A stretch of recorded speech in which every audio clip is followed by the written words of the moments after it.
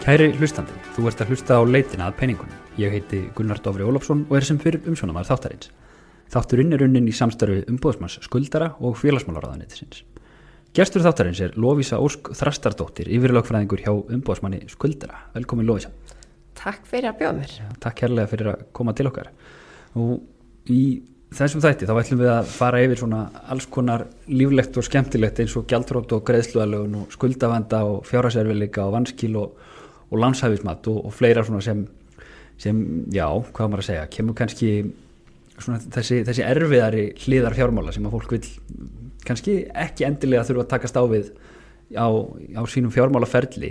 En áður en við dýfum okkur út í það, þá mættir við kannski segja okkur aðeins frá því hvaða er sem umboðsmaður skuldara gerir, hvert er hlutverk og svona tilgangur og markmið? Já, embætti umboðsmanns skuldara var stofnað árið 2010 og byggir á lögum umboðsmanns skuldara. Og með setningu þeirra laga þá fekk embætti ákveðin lögbundin hlutverk og eitt stærsta hlutverk embættisins er að aðstoða einstaklinga í greiðsluerfiðleikum. Þá ber okkur líka samkvæmt lögum að annast úrræði greiðsluaðlögunar sem við ætlum einmitt að fara í á eftir. Okkur ber jafnframt að taka á móti erindum, sinna fræðslu og fleira. Þannig að það eru margbreytileg hlutverk en stærsta hlutverkið er vissulega aðstoða einstaklinga sem glíma við fjárhagsvanda. Hvernig er það svona þróast í dag? Er þetta stórt og yfirgrippt mikið eða hvernig svona?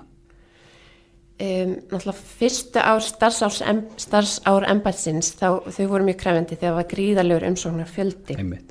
Umsóknarfjöldin hefur vissulega minnkað mikið síðustu ár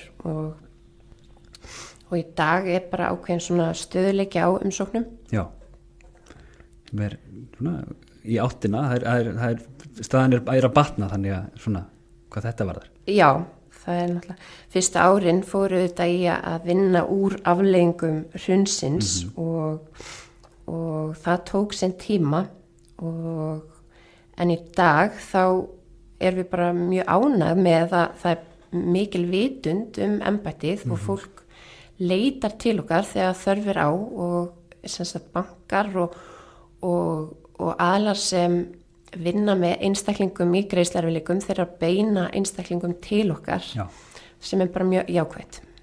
Finnst þér þetta hafa breyst? Er svona leita fólk fyrr til ykkar heldur en áður? Í sumum tilvikum, já. Og það er til dæmis sem þessu sagðan jákvætt þegar bankarnir hvetja einstaklinga strax til að leita til okkar þegar vandinn er þess eðlis að við þurfum að veita aðstoð því að þá þarf að taka á skuldunum með heildstæðum hætti. En sko skuldasamsetning hjá einstaklingum sem leita til okkar hefur náttúrulega breyst mjög mikið í gegnum tíðina. Já. Og ef við skoðum það, þá voru fyrsta árin, þá var það bara þannig að einstaklingar voru í miklu mæli með húsnæðislán, skuldabréfalán, yfirdrætti, kreditkortaskuldir og slíkt. En í dag er í raun og veru samsetning skulda öðruvísi og það í raun og veru endurspeglast líka bara af því hvernig aðgengið að lánsvinnu er og hverjir eru lánveitendur í dag. Einstaklingar er að taka í mun meiri mæli rafræn lán, þannig að umsækjendahópurinn okkur í dag er mun meira með raðgreiðslusamninga og slíkt og ógreidda reikninga og er ekki með þessi fasteignaláni eða slíkt, þannig að það er mjög fáir fasteignaeigendur til dæmis sem leita til okkar í dag. Þannig að þetta hefur breyst frá því að vera það sem var talað svona stökkbreytt verðtryggð lán sem að voru þarna í kjölfar hrunsins yfir í það að vera bara neyslulán og þá bara svona smálán og svoleiðis. Já, einmitt. Og hvernig hefur maður ímyndað sér svona þetta þýði að viðskipta eða þeirra hópur þess fólk sem leitar til ykkar hefur þá kannski líka breyst? Er þetta yngra fólk í meira mæli heldur en var áður? Já, sko ef við gerum greiningu á umsækjendahópnum á þessu ári þá eru flestir í aldurshópnum 30 til 39 ára og stórt hlutfall þeirra eru öryrkjar einstaklingar á endurhæfingarlífeyri og á leigumarkaði. En við sáum og vöktum athygli á árið 2018 að hlutfall ungs fólks í umsækjandahópnum okkar fór hækkandi. Já. Og við töldum ákveðin teikn á lofti fjárhagsvandari ungs fólks þar sem við sáum að skuldasamsetningi var með þeim hætti að það var að taka í miklu mæli þessi svoköldu skyndilána sem ég myndist á áðan. Já. En í dag er í raun og veru náttúrulega umsækjandahópurinn að dreifast alveg frá 18 og upp úr, en eins og ég sagði áðan stærsta hlutfallið er 30 til 39 ára í dag. En það er ótrúlega, þú segir sko frá 18, fólk fær ekki fjárráða fyrir en 18 ára, þannig að þú gætir í rauninni ekki verið mikið yngri þegar þú kemur til embættisins. Og það eru dæmi það sem bara fólk sem er bara nýorðið fjárráða er strax komið á það stað að það þarf að hjálpa að halda.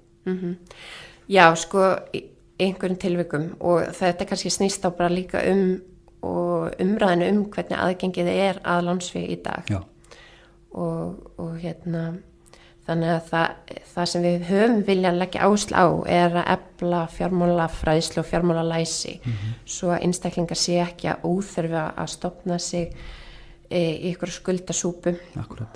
Og það er einmitt, eins og ég segi, það er hlustendur eru myndir á það upphafi hvers einasta þáttar en það er umboðsmaður skuldara sem að heldur úti þessum þáttum og það að hjálpa fólki að komast hjá því að taka einmitt þessi lán sem að eru neyslulán og skammtímalán þá oft með sko himinháum vöxtum sem að eru kannski ekki endilega kynntir fólki neitt rosalega vel. Þetta er eitthvað sem að er bara hamrað reglulega á fólki, því þegar þú tekur lán á annað borð þá er allavega svona ágætis þumalputtaregla, ekki taka lán ef þú kemst hjá því fyrir öðru heldur en menntuninniðinni og húsnæðinniðinni. Annað eru í raun neyslulán og ef þú ert að viðhalda þér eða framfleyta þér að halda neyslu þinni gangandi með neyslulánum, það kann ekki góðri lukka stýra. Nei, það kann ekki góðri lukka stýra. En svo vil ég líka nefna að það er líka einkennandi fyrir umsækjandahópinn okkar að er að ræða tekjuvanda. Tekjur einfaldlega duga ekki fyrir framfærslu og það leiðir til endurtekinna fjárhagsvanda. Að ákveðnu leyti þá er umsækjandahópurinn líka þá að glíma við það, hann neyðist til að skuldsetja sig eða redda sem einhverjum hætti og reynir að halda sér á floti með afborgunum og svo endanum gengur það ekki. Þannig að við erum kannski frekar að sjá eða þið birtingavanda, annars vanda heldur en vanda sem slíkan. Þetta er einkenni, ekki endilega orsök. Já, það er svo margþættar ástæður sem eru að baki fjárhagsvandræðum hjá einstaklingum. Það getur ýmislegt komið upp í lífinu, veikindi, skilnaður og slíkt. Einstaklingar upplefa tekjulækkun, svo er það bara einfaldlega tekjudugi ekki. Já. Og hvernig segjum sem svo að ég komi inn til umboðsmanns skuldara og ég veit það er erfitt að kannski setja upp einhverja hýpotesu með þetta, en hvert er ferlið? Hvaða ferlar virkjast hjá ykkur þegar fólk sækir eða hefur samband við ykkur? Það er náttúrulega miklu fyrir að sækja eins og til dæmis greiðsluaðlögun í boði. Sko í dag þá beinum við öllum sem við mælum með að sækja í sama farveg. Og það er á heimasíðu embættisins rafræn umsókn sem heitir aðstoð vegna fjárhagsvanda. Þannig að ef einstaklingar telja þörf á að sækja og fá aðstoð þá beinum við öllum að sækja þessa umsókn og fylla hana út. Og vissulega eru einstaklingar líka að hafa samband við ykkur á hverjum degi og fá bara ráðgjöf gegnum síma og þurfa einfaldlega ákveðna leiðbeiningar eða slíkt. En þegar einstaklingur sækir þá er hann formlega með umsókn sem þýðir að samkvæmt lögum höfum við heimild til að kalla eftir öllum upplýsingum fjárhagsstöðu viðkomandi. Þá höfum við heimild til að kalla eftir upplýsingum skuldir, tekjur og svo framvegis. Akkurat. Og í kjölfarið gerum við ákveðna greiningu á stöðu viðkomandi og skoðum hvaða leiðir eru færar.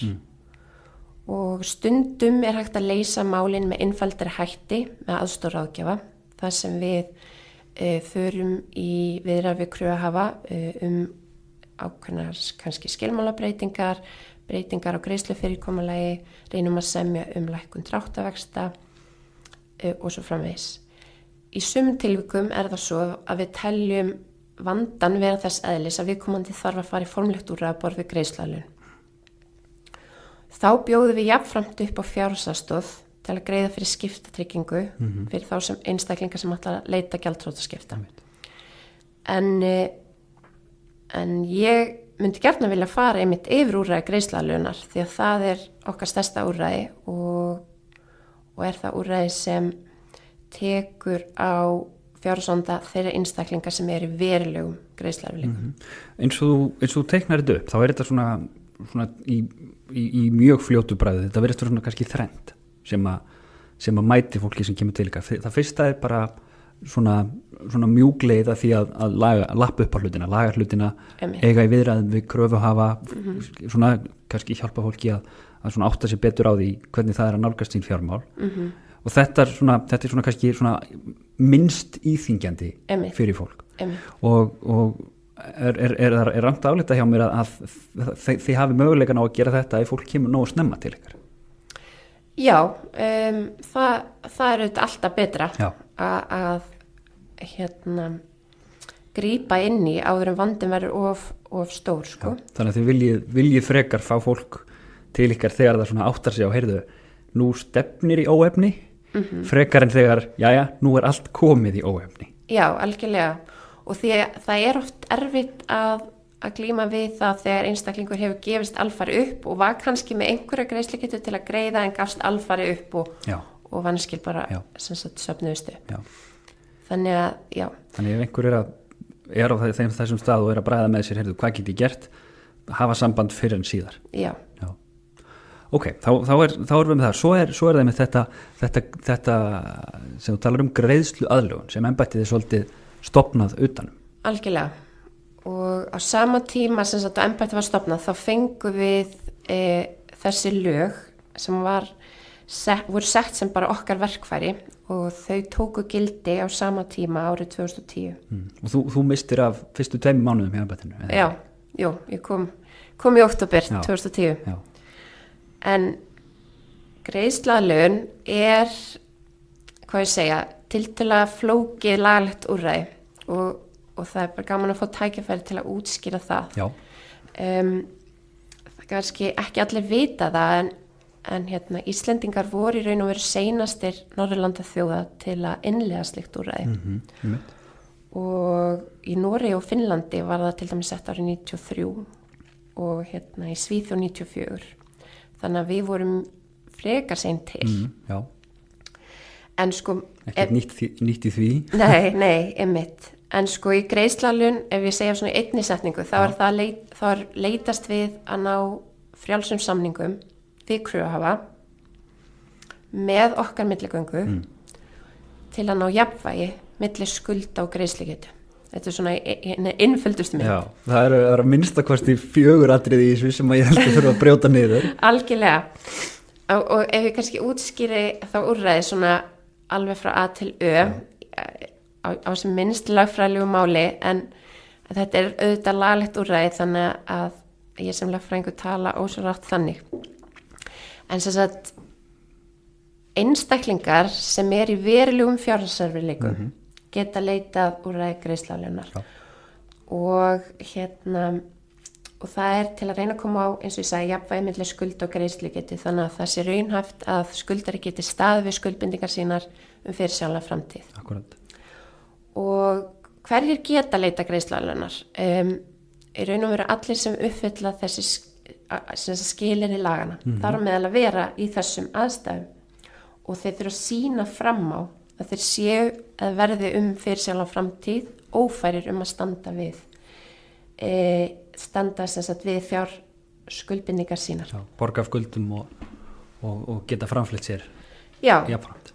Og hjón og einstaklingar sambúð geta leita í sameiningu greiðsluaðlögunar.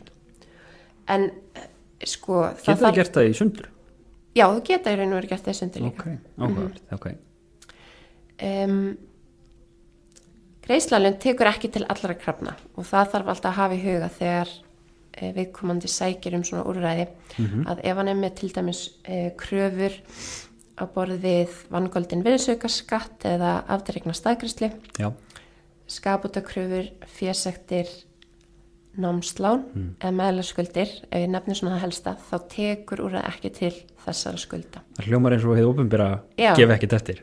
Það hljómar svolítið þannig að ég vil þá nefna það að varðandi námslánin þá má, þá heimild í lögum til að láta afborganir og vextir að námslánu falla niður á greiðslana tímabili. Okay. En þegar viðkomandi búin að sækja aðstoð vegna fjárhagsvanda og við teljum að þörf sé á að leita greiðsluaðlunar, þá þarf viðkomandi að veita samþykki fyrir því að fara í það úrræði og þá hefst einfallega skoðun á hvort að viðkomandi uppfylli skilyrði lagana. Og það eru ákveðna aðstæður sem geta leitt til þess að viðkomandi fær ekki umsókn sína samþykta. Bara svona automatist? Ekki automatist, það er alltaf ákveðna rannsókn sem fer fram á fjárhagsstöðunni og af hverju hún komin eins og hún er. Og það er mjög mikilvægt að einstaklingar svari spurningum umboðsmanns oft og gefist ekki upp í ferlinu því að það þarf einfallega að veita ákveðnar skýringar og segja satt og rétt frá og við metum svo hvort að einhver aðstæður sé uppi sem samkvæmt lögum eiga leiða til synjunar og það sem við skoðum svona, kannski að nefna helsta að við skoðum hvort fjárhagsstaðan fjárhagur sé nægilega skýr, glöggur. Það getur leitt til synjunar til dæmis ef viðkomandi með mikla veltu á reikningunum sínum og hann næri ekki að útskýra það til dæmis bara, og þá vitum við ekki þetta tekjur sem viðkomandi gæti nýtt eða ekki og ef viðkomandi veit einhverjar skýringar eða veiti skýringar sem eru ekki fullnægjandi þá getur það leitt til þess að fjárhagurinn telst ekki nægilega glöggur. Hvers vegna kemur þetta inn? Er þetta til að varna, þú veist, svartir atvinnustarfsemi eða eitthvað svoleiðis eða hvernig, hver svona pælingin á bakvið þetta? Já, pælingin í raun og veru, þú veist, það auðvitað vissulega þannig hér á landi að það svart atvinnustarfsemi og einstaklingar að fá tekjur sem það gefi ekki upp. Akkúrat. Og ef það staðan, þá getum við ekki litið framhjá því. Nei, einmitt. Eðlilega. Viðkomandi þá með mun meiri tekjur heldur en hann að segja og þá þarf að fara yfir það. Akkúrat. En síðan getum við líka talið að það ber að synja vegna þess að viðkomandi hafi stofnað til skulda þegar hann var greinilega ófær að standa við fjárhagsskuldbindingarnar sínar. Þannig að hann tók lán alveg fullkomlega meðvitaður að hann gat ekki staðið í skilum við þau. En það þarf þá að vera ámælisverð háttsemi. Já. Og við þurfum að telja það sem svo að okkur þykir óhæfilegt að veita greiðsluaðlögun og þetta allt mat sem fer fram. Er þetta gert innanhús hjá ykkur? Er ykkar fólk bara sem ræðir við fólk og fyrir yfir þetta? Já. Og við rannsökumálið og það eru lögfræðingar embættisins sem gera það og ef það kom upp einhver vafaatriði eða spurningar sem þarf að beina til umsækjanda þá honum sendt bréf og hann þarf að svara því. Já. Og svo þegar viðkomandi komin á þann stað að það hægt að samþykja hann þá hefst annað ferli og það ferli eftir samþykkt umsóknar. Og ef ég fer yfir það þá það í raun og veru svo að ef umsókn samþykkt þá hefst svo kallar greiðsluskjól sem varð tiltölulega frægt árin eftir hrun. Þá komst fólk í greiðsluskjól einfallega með því að leggja fram umsókn. Já, algjörlega óháð því hvað bjóða baki, þú gast bara hægt að borga af lánuðinu með því að segja Já, þá var það í raun og veru þannig að það var tímabundi að einstaklingar gátu lagt fram umsókn og komist strax í skjól en svo breyttist það var bara tímabundi ákvæði en í dag sem sagt kemst fólk í greiðsluskjól við samþykki umsóknar og þegar greiðsluskjól hefst þá í raun og veru bara verið að veita umsækjanda og lögfræðingnum sem annast hans mál svigrúm til að endurskipuleggja fjárhæðin. Það eru ákveðnar skyldur og skuldara meðan greiðsluskjól sem og kröfuhafa. Skuldari má ekki greiða af skuldbindingum sínum með ákveðnum undantekningum og kröfuhafi má ekki innheimta kröfu sínar. Skuldari þarf að leggja til hliðar fjármuni ef hann hefur greiðslugetu. Það má ekki bara, það sem áttar rennandi kröfuhafa má ekki bara fara að eyða því. Nei, einmitt. Hann þarf að leggja það til hliðar. Og síðan gefin út innköllun í lögbirtingablaði þar sem kröfuhöfum gerst færa og lýsa kröfum sínum inn í ferlið. Og þeir kröfuhafar sem lýsa kröfum sínum hafa andmælarétt gagnvart tillögusamningi greiðsluaðlögun. Okay. Og sem sagt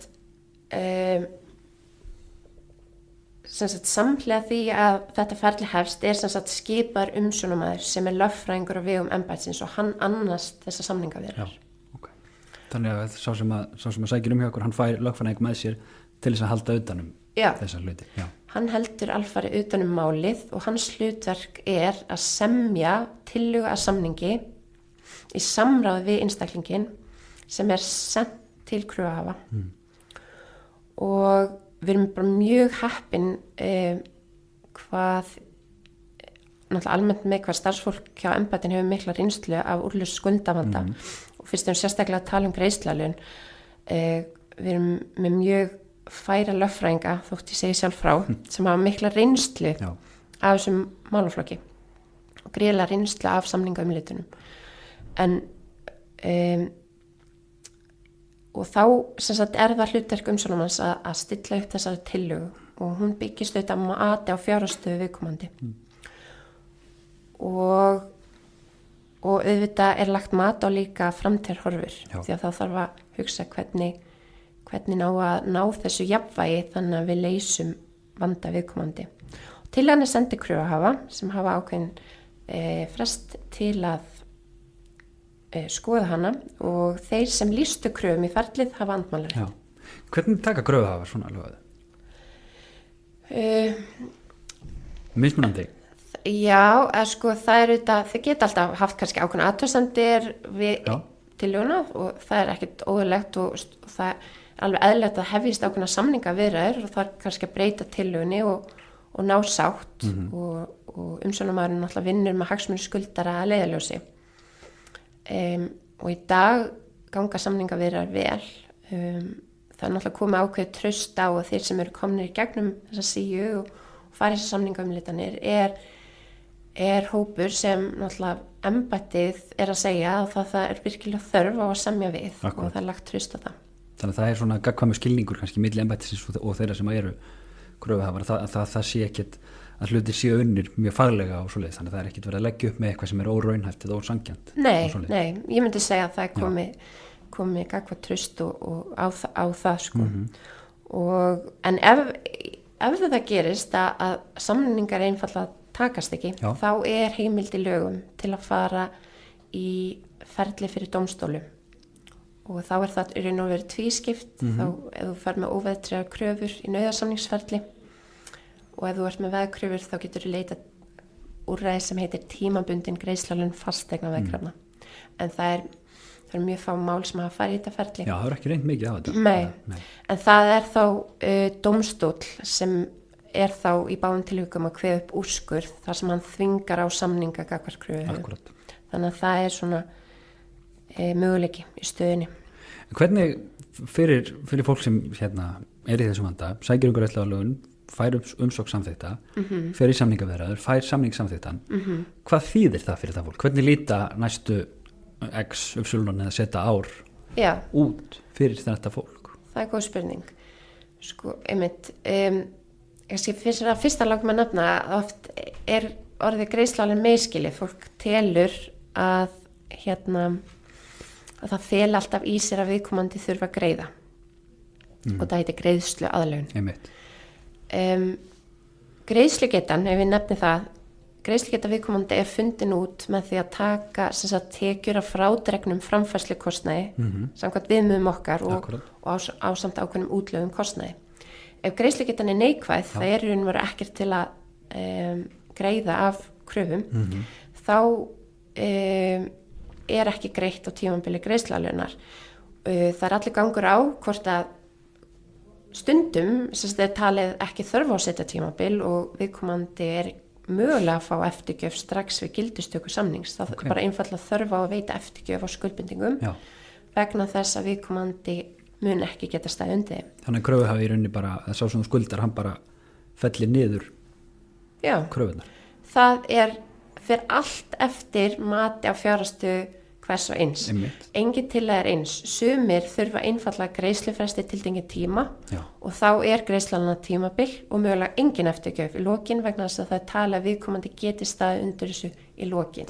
Það þarf einfallega bara að fá ákveð grið í tiltekinn tíma til að rétta stöðuna og það oft dugar. Hjá sumum þarf að miðla greiðslum til kröfuhafa á tímabili greiðsluaðlögunar. Ef viðkomandi með greiðslugetu þá er henni miðlað á milli kröfuhafa og svo fer það bara eftir útreikningum hvort þörf er á að leiðrétta skuldastöðuna einhverju leyti með eftirgjöf, hvort sem það er hlutfallslega eða full eftirgjöf. Þannig að það er allir gangur á hvernig samningarnir eru og þráttur að fólk kannski myndi vilja ég vil fá 100% eftirgjöf, þá er það ekki til að sem er sett fram ef ekki er talin þörf á því. Þannig að það má ekki gleyma því. En eins og inn í framtíðina, einhver sem hefur farið í gegnum greiðsluaðlögun og bara staðist það, hefur þetta áhrif á stöðu viðkomandi í framtíðinni, eins og varðandi fyrir þetta á til dæmis vanskilaskrá eða skrá kröfuhafar þetta hjá sér viðkomandi eða hvernig virkar það? Já, það er góð spurning. Sko,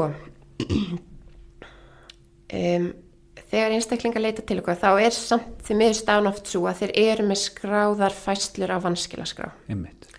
En það kann ekkit endilega vera. Ef við fer yfir til dæmis heimild kreditinfo sem er náttúrulega einkafyrirtæki og heldur utan vanskilaskrána, þá vinnur kreditinfo á grundvelli starfsleyfis og samkvæmt starfsleyfinu hefur kreditinfo heimild til að skrá upplýsingar innköllun í lögbirtingablaði sem ég myndist á áðan. Akkurat. Hún skráir hana á vanskilaskrá en síðan ber fyrirtækinu að afskrá upplýsingar að liðnu 1 ári frá skráningu. Þannig að fyrirtæki kreditinfo hefur ekki heimild til að nýta upplýsingar greiðsluaðlögun í lengri tíma á vanskilaskrá. Ef einstaklingar til dæmis fá samning tiltölulega fljótlega, til dæmis eftir þetta ferli hefst, þá geta reynt að sýna fram á það að gagnvart kreditinfo að það sé komin á samningur og þá þarf milligöngu kröfuhafa að afskrá færslur, semst út af því að það er búið að semja kröfunar. Kreditinfo hefur hins vegar heimild að nýta upplýsingar greiðsluaðlögun í 1 ár frá afskráningu upplýsingarna inn í lánshæfismatið. Þrátt fyrir að það sé ekki upplýsingar sem þeir miðla, þá geta nýta sem breyti inn í lánshæfismatið. Bankarnir auðvitað geta skráð hvað sem er og þetta er auðvitað bara partur af viðskiptasögu viðkomandi að bankinn þurft að semja við hann í gegnum greiðsluaðlögun og mögulega veita eftirgjöf.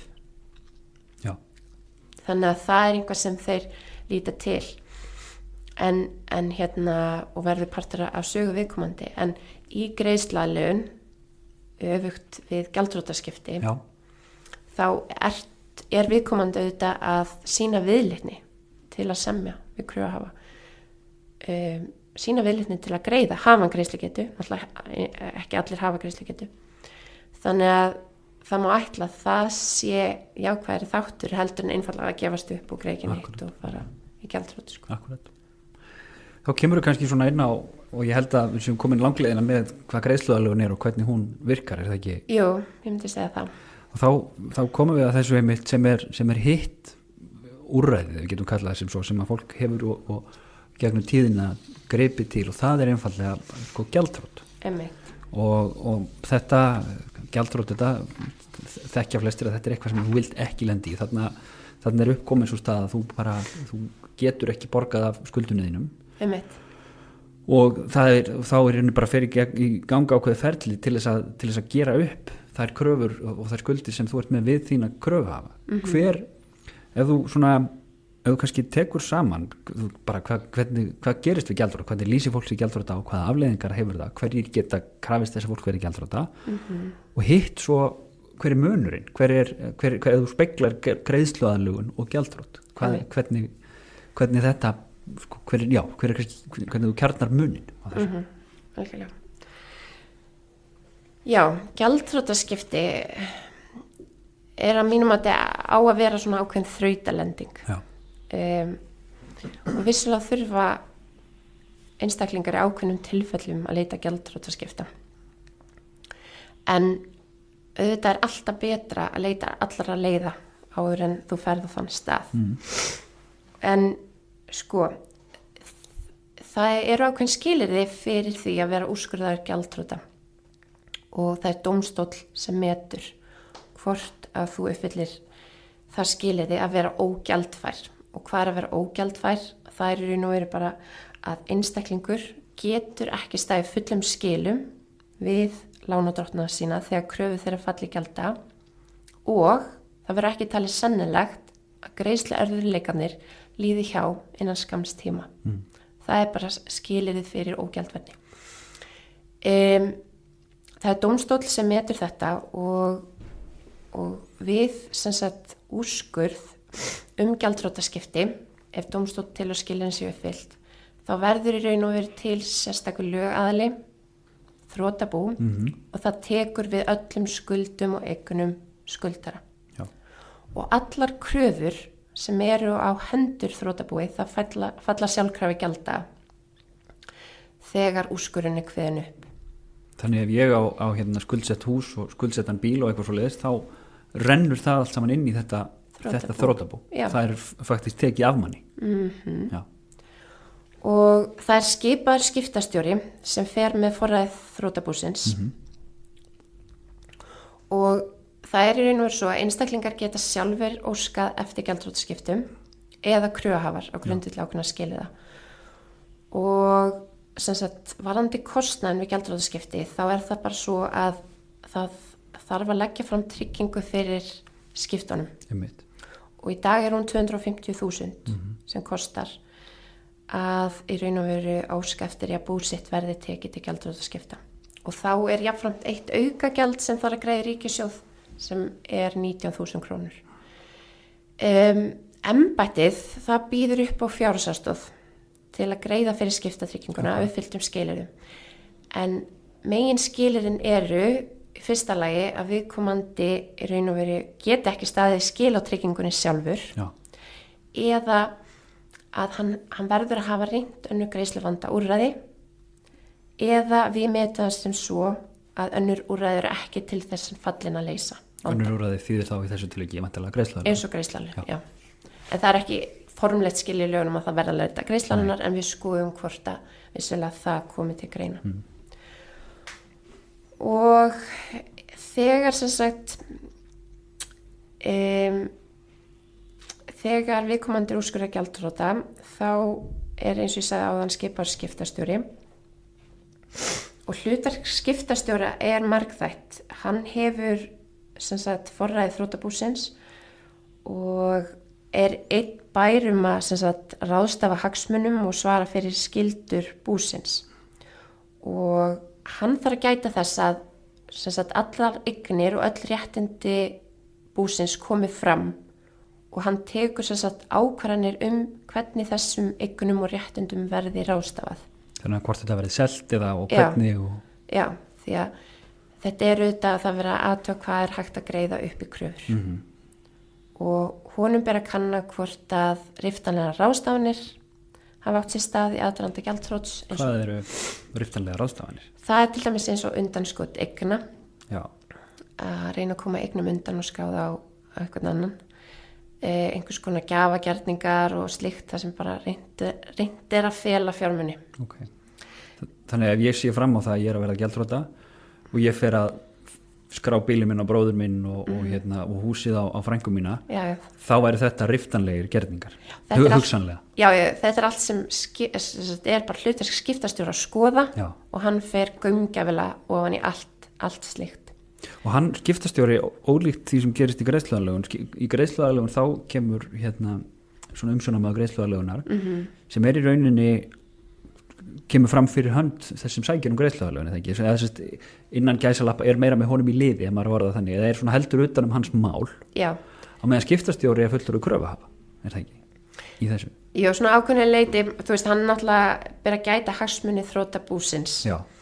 Og þetta snýst auðvitað bara að fylgja öllum lagareglum hvernig ber að gera hlutina. Þannig að skiptastjóri á auðvitað að hann þarf að passa upp á að engin verðmæti fari í forgörðum og fylgja öllum þessum leikreglum. Já. En sko þegar einstaklingar eru úrskurðaðir gjaldþrota þá verða átta sig á því að þá þeir að missa þetta forræðið. Öllum reikningum lokað, þá þarf að stofna nýja innlánsreikninga. Já, það allt lokað. Einstaklingurinn sem stundu kallar þrotamaður í þessari meðferð, samkvæmt lögunum, hann þarf að stofna nýjan innlánsreikning fyrir laun og honum ber að mæta fund sem skiptastjóri boður á og veita allar upplýsingar eignir sem til að þrotabúinu.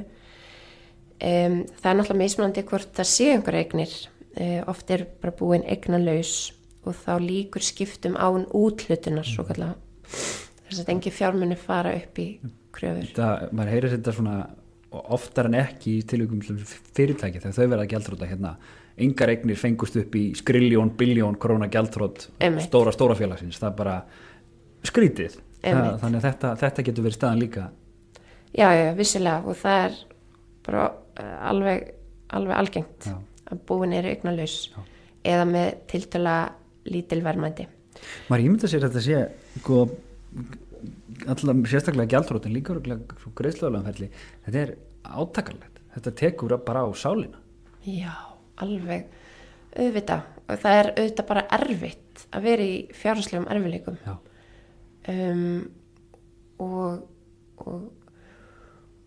Og fyrir suma náttúrulega kannski meira sjokk að fara í gegnum úrræði á borði svona gjaldþrot, ef úrræði skildi kallast, þar sem þú missir forræði á öllu og það náttúrulega í gegnum tíðina hefur líka verið svona ákveð stimpill að vera úrskurðaður gjaldþrota, en stundum það bara eina í stöðunni, alveg vissulega, og getur falið í sér ákveðna lausn. Það verður ekki sagt annað. En það sem kannski ég vil nefna að það náttúrulega líka mismunandi hvað skiptameðferð tekur langan tíma og ferlið allt í heild sinni náttúrulega háð bara störfu skiptastjóra, þannig að honum ber auðvitað að ljúka skiptum án ástæðulaus dráttar, þannig að í svona eignalausum búum þá ætti þetta ekki að taka langan tíma, nokkra mánuði.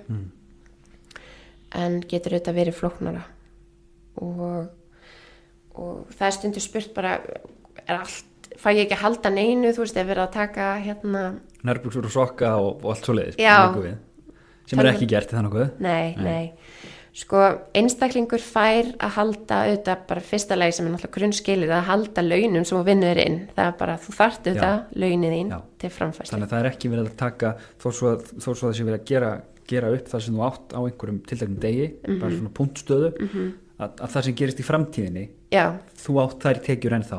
Algjörlega, með skiptameðferð stendur yfir og þú bara ennþá að vinna og fá laun eða bætur og hvaðina, það bara þitt. Þú þarft auðvitað að lifa á og nota fjármuni til framfærslu. Síðan náttúrulega samkvæmt regluverkinu þannig að skuldari fær að halda lausa fjármunum eins og það kallað sem ekki hægt að gera fjárnám í, og það bara munir til að halda látlaust heimili, þú átt bara rétt á því og hérna líka það einhverjir sér útbúnir munir vegna örorku eða heilsubrests, kannski sér útbúin bifur eða eitthvað slíkt. Það allt skoðað og skiptastjóri fer bara yfir þetta allt saman. Og það einmitt þetta látlaust heimili. Þetta hlýtur að hafa breyst gegnum tíðina. Hvað flokkast sem látlaust heimili? Alveg, vissulega og náttúrulega ég náttúrulega starfa ekki sem skiptastjóri og hérna þannig að maður gerir sér ekki grein fyrir nákvæmlega hvernig þeir skoða aðstæður hjá fólki. Þannig að auðvitað hefur það breyst og bara gegnum tíðina, eðlilega fólk. Einhver tíma hefði, þú veist, 5 ára gamla sjónvarpi mitt þótt lúxusvara en núna bara frekar basic. Já. Af því það ekki túbusjónvarp. Nei, einmitt. En allan við höfum ekki heyrt, þú veist, af því að þú veist, það almennt ekki verið að fara inn á slíka munir sem að taka þá af fólki. Þessir hefðbundnu munir í dag það meira að viðkomandi að skoða kannski ef viðkomandi ætti mjög verðmætt málverk eða eitthvað slíkt. En hérna og svo vissulega það að kröfur fyrnast eftir gjaldþrot sem kannski góð punktur til að fara yfir. Það sem sagt þannig að þegar skiptastjóri lýkur skiptum þá hefst ákveðið tímamark og að liðnum 2 árum frá því tímamarki þá falla kröfur niður fyrir fyrningu nema þeim hafa verið fyrningunni hafa verið slitið og á þessu tímamarki á þessu 2 árum þá oft miskilningur með að viðkomandi ber ekki ábyrgð á skuldum sínum en einstaklingur ber áfram ábyrgð á skuldum sínum eftir gjaldþrot á þessum 2 árum. Kröfuhafar geta reynt innheimtu og senda honum innheimtubréf og allt slíkt. En samkvæmt gjaldþrotalögum það það svo að liðnum 2 árum frá skiptalokum þá falla kröfu niður og þær eru þá fyrndar nema fyrningu hafi verið slitið. Hvernig gerist það? Og það getur gerst með tvennum hætti. Raun og veru getur skuldari sjálfur slitið fyrningu með því einfaldlega að greiða. Ef hann greiðir á skuldbindingu sinni þá er hann búin að slíta fyrningu og þá hefst nýr fyrningafrestur samkvæmt hefðbundnum ákveðum laga. Þannig að þarna komið hvati fyrir þann sem er lýstu gjaldþrota og bara að borga ekki. Jafnvel þótt hann gæti það, líku við. Já, okkur leitum að segja það.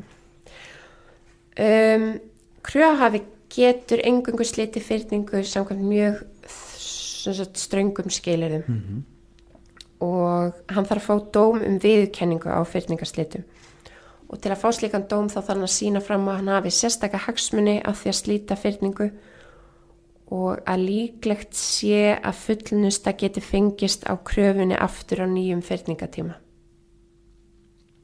En það mjög fátítt að þetta við höfum heyrt mjög fáum tilvíkum þess að þetta hefur farið í gegn. En svo líður þessi tíma og fyrningafrestur þegar hann liðinn. Já. Er fólk þá bara með hreinan skjöld, bara clean? Getur það þá bara aftur farið þá náttúrulega er þessu tímabili lokið? Já. Er það er væntanlega ennþá einhver skráning gjaldþrot hjá viðkomandi og slíkt hjá einmitt fjármálafyrirtækjum og þeim sem halda út svona skrár? Já, þetta er góð spurning og eitt sem ég vil nefna til viðbótar varðandi fyrninguna og það var ekki lagabreytingu fyrra að þeir sem eru með námslán og eru úrskurðaðir gjaldþrota til dæmis í dag þeir fá ekki þess að 2 ára fyrningu á námslánin. Þar gildi 10 ára fyrning. Þannig að þessar sérreglu gjaldþrotalaga gilda ekki námslán svo fólk veit að í dag. En þetta á við þá sem voru úrskurðaðir gjaldþrota eftir þessa lagabreytingu sem gekk í gegn í fyrra. Já, þannig að þetta var þá fólk hefði þá í tíð eldri laga bara leið að kláraði námið sitt geta bara lýst sig gjaldþrota, losa sig við námslánin og byrja eftir. Þannig að það er búið að taka fyrir það í rauninni með þessu einhverju leyti. Já, menntasjóðurinn var ekki sáttur við að það var 2 ára fyrningafrest á þessum kröfum. Nei, einmitt. En varandi þetta með hreinan skjöld þá er það svo að hérna kröfuhafar geta skráð allt hjá sér. Já. Og jafnvel þótt að þeim beri að afskrifa kröfur í ljósi þess að það eru fundar þegar þetta ferli lokið, þá verður þetta partur af viðskiptastöðu þar. Já. Og í raun og veru geta allir lánveitendur skráð hjá sér upplýsingar að einhver aðili hafi leitað gjaldþrotaskipta. Þú veist, út af því að það er gefin út innköllun í lögbirtingablaði sem er partur af málsmeðferðinni. Og það er allt, því getur vörlur sem að vera haldið til haga. Já. Þannig að bankarnir geta gert eitt, varðandi skráningu hjá Creditinfo, þá eins og ég sagði áðan eru þau bundnir af starfsleyfinu og Creditinfo í dag afskráir upplýsingar alla færslur gjaldþrot og fyrirvanskil að liðnum þessum 2 árum. Já. Þá fer allt af vanskilaskrá, en fyrirtæki hefur heimild til að nýta allar þessar upplýsingar í lánshæfismati. Sama og með greiðslu. Já, í 1 ár. Já. Já, þú spurðir jafnframt munin á greiðslulaun og gjaldþrotaskiptum varðandi þetta. Nú svolítið komið inn á það, eins og með hvernig það myndi blasa við upp á það að bara ganga frá sínum skuldum eða í gjaldþroti eða takast á við þær í greiðslulaun, að það gæti virkað betra í augum kröfuhafa. Já, ég myndi telja það að sína viðleitni til að semja og greiða og svo framvegis. Þá ber jafnframt að hafa í huga að samningar greiðslulaun fel ekkert alltaf í sér eftirgjöf. Þannig að viðkomandi bara semja við sína kröfuhafa, fá ákveðin greiði tiltekinn tíma, þá er það allt öðruvísi mat í viðskiptasögu viðkomandi heldur en að fá allt afskrifaði gegnum gjaldþrotaskipti. En svo vil ég líka nefna að við spurðum bankana á tilteknum tímapunkti hvernig líta er á þetta, hvernig líta er öðru svo greiðslulaunum samanborið við gjaldþrotaskipti. Og það var alveg ljóst á svörunum að þessi stóru viðskiptabankar 3, það er litið alvarlegri augum á gjaldþrotaskipti sem þátt í viðskiptasögu og sérstaklega þegar viðkomandi kröfuhafi þarf að afskrá færslur. Og til dæmis svara einn banki því að ef viðkomandi kemur eftir gjaldþrot og ætlar að fá fyrirgreiðsla 9, þá eru þrengri skilyrði því að það þarf að fara í gegnum lánanefnd. Já. Það tekur tíma að byggja upp lánshæfi aftur og ef viðkomandi ætlar að leita fyrirgreiðsla 9 eftir gjaldþrotaskipti þá hvert og eitt mál skoða fyrir sig hjá bönkunum. En auðvitað líta til þurftu að afskrifa. Hvernig eru tekið viðkomandi í dag, getur hann sett fram fullnægjandi tryggingar eða eitthvað slíkt. En vissulega tekur það tíma, þannig að þetta er ekkert þannig að þú labba bara beint inn í bankan og getur fengið fyrirgreiðslu 9. Það snýst allt tröst virðist vera. Já. Eðlilega svo sem. Já. En hvernig hjá umboðsmanni skuldara, nú eru þið að sýsla með þessi mál á hverjum degi og sjáu hvað gerist þegar fólk er ekki með sín fjármál á hreinu, eru þið öll eða ég held ekki að þið sagt allar, það eru bara konur sem vinna fyrir embætti núna. Jú, það er rétt. Eru þið allar bara með ykkar fjármál og læsi upp á 11? Ég get nú ekki svara fyrir okkur allar en auðvitað hefur það áhrif að vinna alla daga í þessum málaflokki. Já. Og hvernig við hugsum og þannig að en svo má aldrei gleyma því að það geta allir lent í greiðsluerfiðleikum, það getur alltaf komið eitthvað upp í lífi fólks, þannig að það er ekkert til að skamma sig fyrir og það má ekki gleyma því. Það er einmitt svo mikilvægt að vinda ofan af skömminni af þessu að vera lélegur með peninga eða eitthvað hendimann sem gerir það verkum að maður hefur ekki nóga peningum. Algjörlega. Og þannig að það er bara mjög gott þegar fólk getur stíðskrefið og leita til okkar og og auðvitað er ekki alltaf hægt að ná henni fullkomni lausn og svo eru væntingar auðvitað alltaf mismunandi. En það finnst engin lausn með því að bara snúa í hináttin og hlaupa í burtu eða stinga höfðinu í sandin. Þannig lausnin, sko, þetta svona eins og með ákvarðanatöku, ef maður tekur ekki ákvörðun sjálfur eða frestar ég að taka ákvörðun, þá tekur ákvörðun sig yfirleitt bara sjálf á einhverjum tímapunkti og þá hefur ekkert það að segja hver hún verður en ef þú nálgast þetta á fyrri stigum og tæklar málin leið og eitthvað byrjar að sko bjáta á eða þú sér heyrðu, ég að eyða 5.000 kalli meira á mánuði í hverjum einasta mánuði heldur en ég hef í tekjur ég að búa, það að vera til vandamál ég þarf annarkvort að taka á því sjálfur ef ég geta ekki, þá þarf ég að leita mér aðstöðar og það einmitt þar kemur þið inn í ef fólk kemur bara til ykkar og spjallar, það einhvern veginn skráð, eða það í svona ráðgjafa dæmi?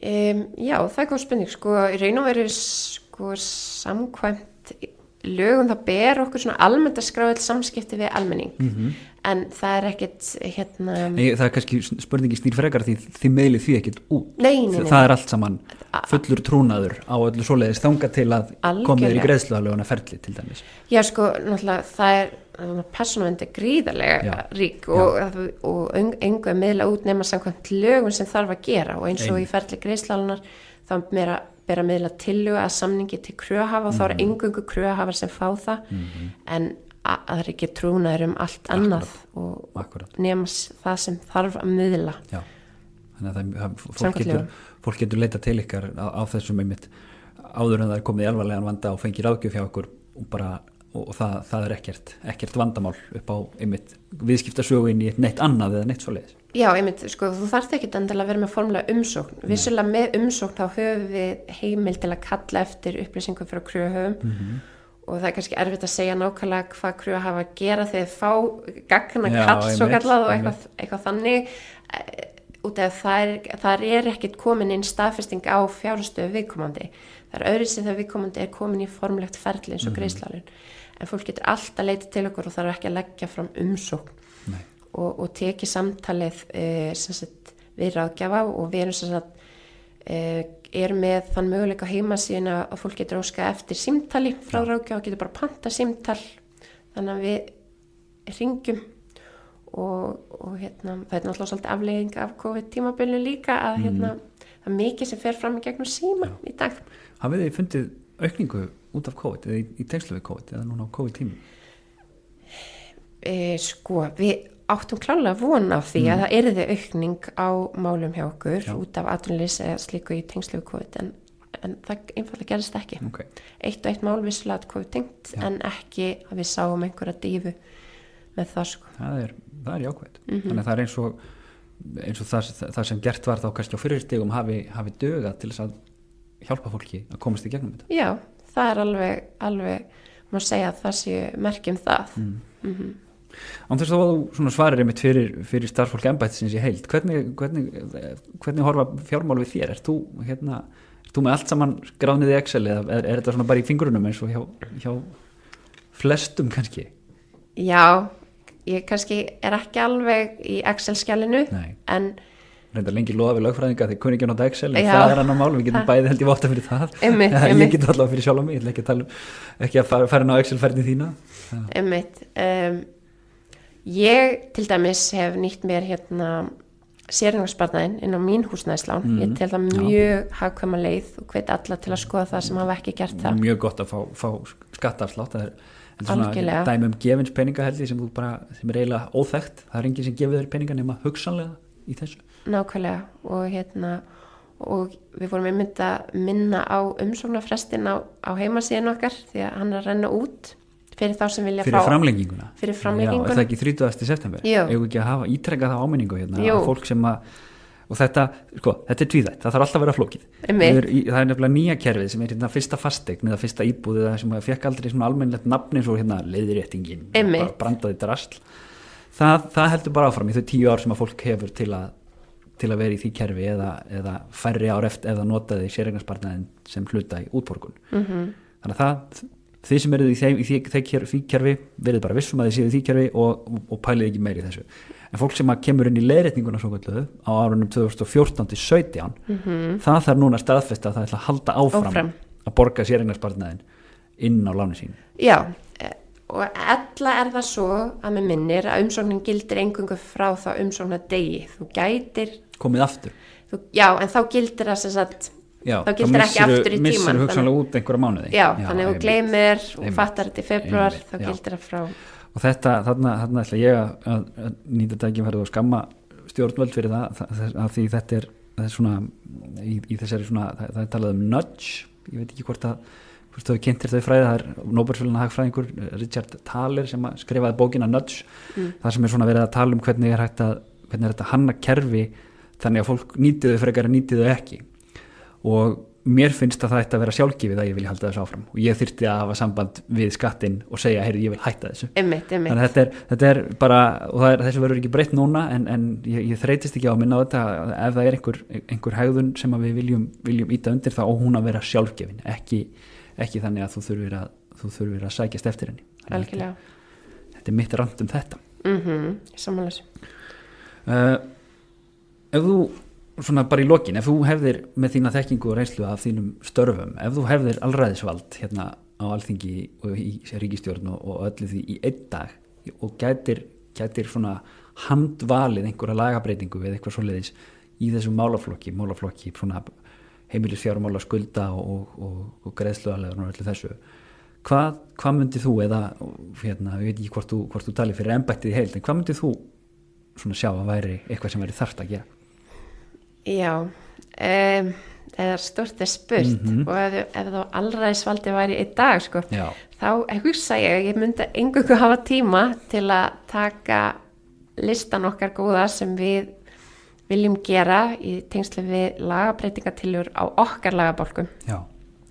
Við erum klárlega með hugmyndir hvernig væri hægt að breyta lögum greiðsluaðlögun til að það úrræði þjóni hagsmunum skuldara betur. Það er alveg komin tíma á lagabreitingar og hérna. Þannig að það er þvottalisti þarna sem það er að fara í gegn. Já, og maður sér það líka bara á Norðurlandi þjónum sem við svolítið verið að